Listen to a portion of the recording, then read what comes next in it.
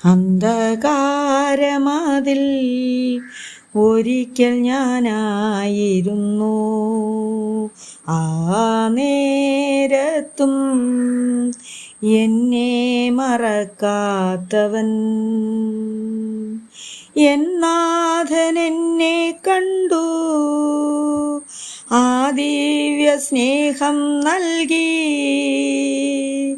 തന്മാർവോടണച്ചു എന്നെ ഓമന പൈതലാക്കി. Praise the Lord. ഈ പുതിയ നാളിലെ വാഗ്ദത്ത വചനം എഫേസ്യർ 5:8. മുമ്പേ നിങ്ങൾ ഇരുളായിരുന്നു, ഇപ്പോഴോ കർത്താവിൽ വെളിച്ചമാകുന്നു. ആമേൻ. അതെ, ഒരു കാലത്ത് നാം ഇരുളിലും അന്ധകാരത്തിലുമായിരുന്നു. എന്നാൽ ക്രിസ്തു എന്ന വെളിച്ചം നമ്മിൽ കടന്നു വന്നപ്പോൾ പാപമെന്ന ഇരുൾ നമ്മിൽ നിന്നും അകന്നുപോയി. അതെ, ഒരു പർവ്വതം പോലുള്ള ഇരുൾ നമുക്ക് മുൻപിലുണ്ടെങ്കിലും ഒരു വിളക്കിൻ്റെ പ്രകാശത്തിന് മുന്നിൽ അതിനെ ജയിക്കുവാൻ സാധിക്കുകയില്ല. നാം ഓരോരുത്തരും പാപം എന്ന ഇരുളിൽ നിന്നും ക്രിസ്തു എന്ന വെളിച്ചത്തിലേക്ക് കടന്നു വന്ന് ജീവിതത്തെ ആസ്വദിക്കുവാൻ തയ്യാറാകണം. Have A blessed day.